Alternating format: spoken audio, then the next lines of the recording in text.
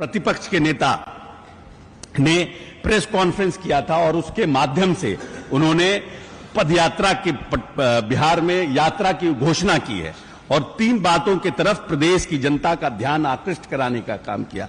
एक, जातीय गणना, दूसरा अपराध और तीसरा इस प्रदेश में आर्थिक और बिहार को विशेष पैकेज।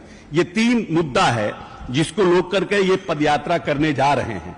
तो हम ये पूछना चाहते हैं आरजेडी के लोगों से कि जातीय गणना में 15 साल आपके माता पिता की सरकार रही, कभी आपने इस प्रदेश की आबादी को फिर से कैसे अति पिछड़ा दलित संगठित हो और उसको अधिकार मिले, उसको संविधान में हम कैसे आरक्षण बढ़ाने का काम करें, कभी भी क्या सरकार ने ऐसी कोई पहल की? इस सरकार ने कभी उस सरकार ने कोई बैठक की? इस सरकार ने कभी भारत सरकार से कोई प्रचार किया कि हमको अधिकार दिया जाए, हम करना चाहते हैं? ये नीतीश कुमार का पूरी तरह से सोच थी, जो नीतीश कुमार ने 2-2 बार प्रधानमंत्री के यहां सर्वदलीय बैठक की।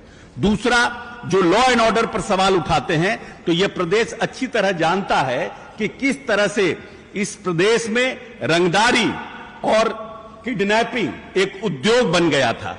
पूरे के पूरे प्रदेश के व्यापारी, डॉक्टर और इंजीनियर इस प्रदेश से लापता हो गए। कोई डर से इस प्रदेश में एक गाड़ी भी नया नहीं खरीदता था कि कहां से रंगदारी के लिए फोन आ जाए। और आज हम पूरे दावे के साथ पार्टी मुख्यालय में कह रहे हैं कि सरस्वती पूजा का कोई 5 रुपया का चंदा भी जबरदस्ती किसी व्यापारी से काटने का काम इस प्रदेश में नीतीश राज में नहीं कर सकता है।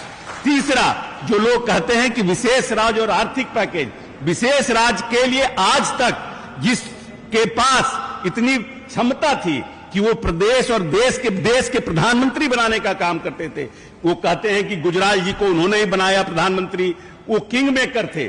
और उसके बाद एक और प्रधानमंत्री बने, उनके बारे में भी कहते हैं कि हमने बनाया। तो जो व्यक्ति इतना पावरफुल था, लालू प्रसाद यादव, जो खुद क्लेम करते हैं, हमारे नेता ने कभी क्लेम नहीं किया कि हमने देश का प्रधानमंत्री बनाया है, हम देश के प्रधानमंत्री को सहयोग कर रहे हैं, ये कहा है। लेकिन वो दो व्यक्ति का ऑफिशियल स्टेटमेंट है कि देश के प्रधानमंत्री बनाने का काम लालू प्रसाद यादव करता है। उस व्यक्ति ने क्या कभी विशेष राज्य के डिमांड को केंद्र सरकार के पास रखने का काम किया?